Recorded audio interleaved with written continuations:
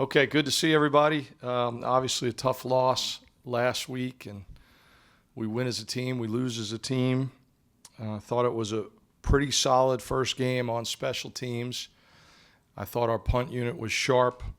Those guys came out. They didn't give up any return yards. We had to replace two gunners that are in the NFL right now, and I thought Xavier Leggett and O'Donnell Fortune both played exceptionally well at gunner and really gave great effort, even though they were not leaving the field on offense and defense. I think that sets a great example for younger guys, that you have veterans like that are starters, that are taking pride in a really important job on special teams. The kickoff unit got off to a good start. We had to cover a kick early in the game and did a nice job getting that down inside the 25-yard line. I think it was a 16-yard return. And then the guys led by Mitch Jeter exceptionally executed the surprise onside to start the second half. My biggest disappointment was in kickoff return. We lost some one-on-one battles. Our first return kick was decent, I would say, but the one after the penalty where we would have had a chance to get some good field position, we just got handled in some one-on-one blocks, and we're not able to get that one through. So a lot to build on. We've got to keep developing players and find the right mix of people on these different units, continuing that process here this week.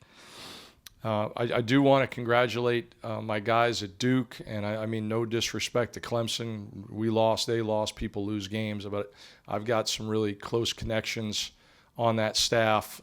Three former assistants, my former strength coach at Ball State, Dave Feely's done an incredible job with those kids, and Pat Doherty, my old tight ends coach at Ball State's the special teams guy there. Rich Skrosky, who was my OC at both Elon and Ball State, is on that staff. Kevin Johns, who was our offensive coordinator at Memphis, who I worked side by side with for 2 years and consider him a dear friend. And then the head coach, Mike Elko, and I come from the same coaching tree and just believe in a lot of similar things philosophically. And those are guys I keep in touch with and spend time with in the off season, talking football and talking life. So I was really happy for them to get a big win. When it comes to this week's opponent, I've got a really long-standing connection to Furman and great admiration for this program, and it goes all the way back to the late 90s when I was an assistant coach at Lehigh. My boss, Kevin Higgins, served on a committee with Bobby Johnson, who was then the head coach at Furman. The head coaching position at Furman is now endowed in Coach Johnson's name. And Clay Hendricks, who's the current head coach, was the offensive line coach back then. I was the offensive line coach at Lehigh, and we became friends.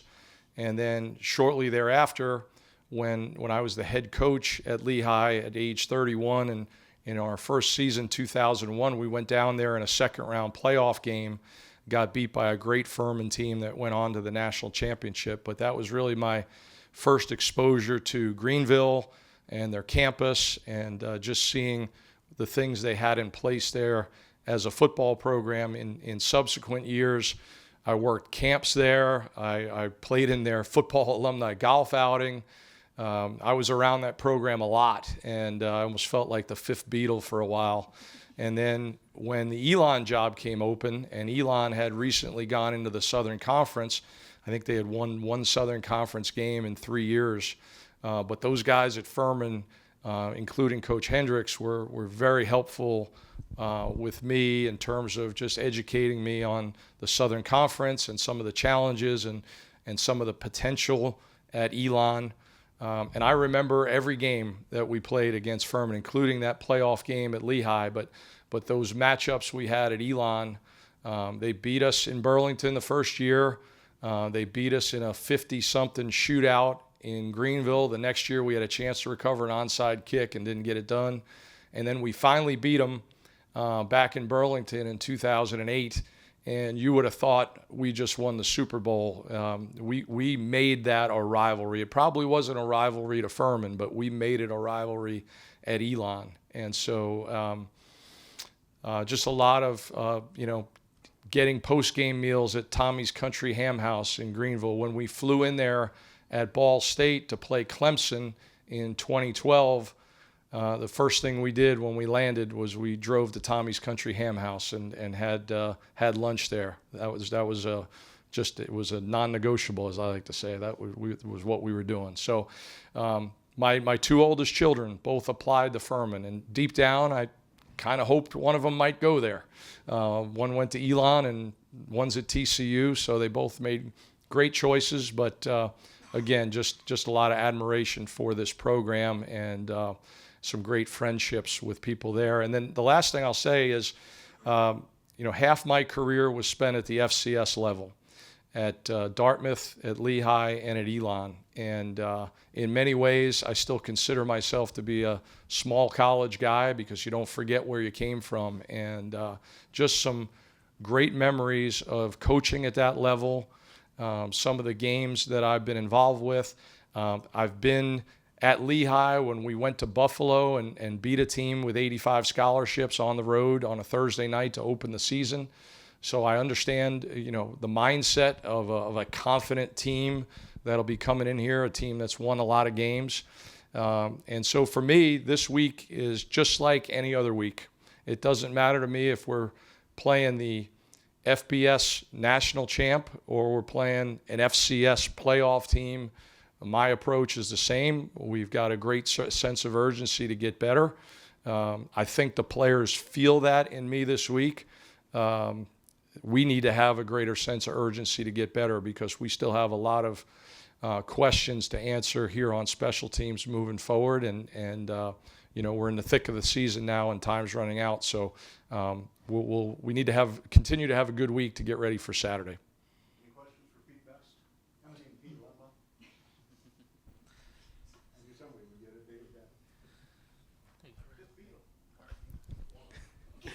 Pete, going off of what you just mentioned, I mean, with coaching so many years in the FCS level, I think so many people look at FCS and they look at the difference with FBS.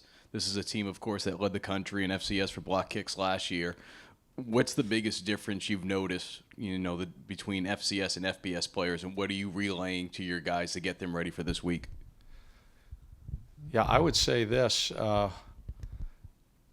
Veteran players are veteran players. Battle-tested players are battle-tested players. And those really good teams that I had at the FCS level or that I was an assistant coach on were veteran teams when guys were in a program for 3 or 4 years and understood the culture and understood the system. And that's exactly what they have at Furman. They have had incredible continuity there.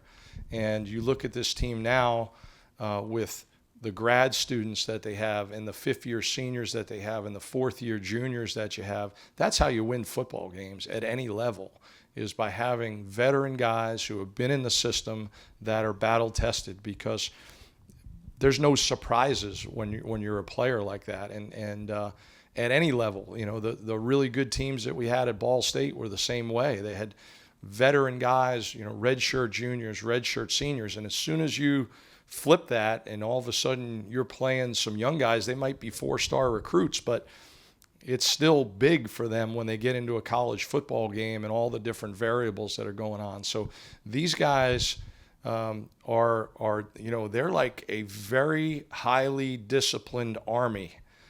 They know the chain of command. They know what to do. They know how to act. They know how to react. And so they're going to come in here and they're not going to be bright-eyed because of being in a big stadium and a loud environment. They're just going to do what they do. And if they do it well, they'll have a chance to win. And if they don't do it well enough, they'll just go back to work the next week and get ready for the next guy and not blink, because that's how they've been trained. Pete, obviously this is a pretty banged-up football team right now with guys dealing with injuries. Who, us? Yeah. Okay. With Nicky Mawari, David Spalding, and how does that affect you guys when you prepare on special teams, knowing that the depth chart is kind of thin in some spots, especially areas that you like to use on special teams? Yeah, so I'm a big fan of Ronald Reagan and trickle-down economics. But what I don't like is the trickle-down on the depth chart when we start having injuries to guys that you've trained for a year or two that are contributors on units, because then what ends up happening is you're filling in gaps and moving people around and those types of things, maybe playing guys that aren't quite as experienced. So for me, that just heightens the sense of urgency to get guys ready. So we're at an interesting point now because we're still growing and evolving. And I use the analogy of coaching youth camp in here during preseason, and still to a degree there's some of that going on where these young guys are still learning how to practice even. Like, what's the tempo that I need to go at in this drill to actually get better at what I'm doing? And we're still coaching a lot of those real basic things at this point. But now you're taking some of those guys and you're saying, guess what, buddy? Whether we like it or not, you're going on Saturday, and we got to get you ready to go. Yeah, it'd be nice to have next spring and next summer and next preseason to get you there, but this is where we're at right now. So that comes with the territory for me. And like I say all the time, I worry so they can go play, and that's kind of the mode I'm in right now.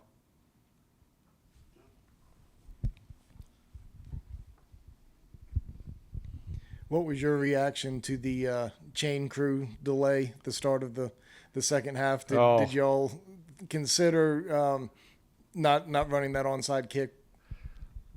Yeah, so you know what? Nothing surprises me anymore after 31 years of doing this. I'm just glad there was a chain crew, I guess. So you control what you can control. And so Shane had the idea of calling them back over, which was a good idea. We brought them back over. We laughed a little bit, but we believed that the call was there, and we were going to stick to it. And Mitch executed it really well. The rest of the unit executed it really well.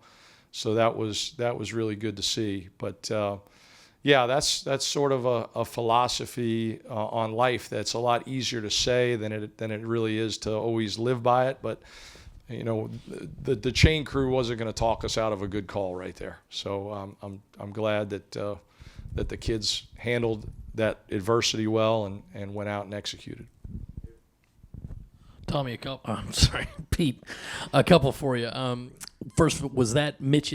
Was the play designed for Mitch to kick and jump on the onside kick? Ideally, yes. So we have a couple other fold players that add themselves on in case that ball squirts out, because you might have an opponent's player going at it at the same time, and two guys going at it, and all of a sudden it comes out in who knows what direction. So we sort of have some fail safes in place if that happens. But ideally, in a perfect kick, in a perfect world, the kicker recovers it himself, and obviously that's what happened there. And did you make a pilgrimage to Tommy's before it closed a couple of years ago? I did. So they were open that spring, the first spring that we got here. COVID was still going on, and we actually didn't practice on a weekend in, I guess it was late March. And so I drove up there. I watched Wofford play VMI. I spent the night up there in Greenville with Coach Hendricks and his wife, Leanne, who are dear friends. And then we ate Sunday brunch at Tommy's. He was closing that May. So we got to see him, and then I came back to Columbia that afternoon. So it was a good weekend. Coach, you want more on that breakdown of the onside kick and kick coverage? He's in the film room this week on Gamecocks Plus. There you go. Okay, good seeing everybody. Thanks so much.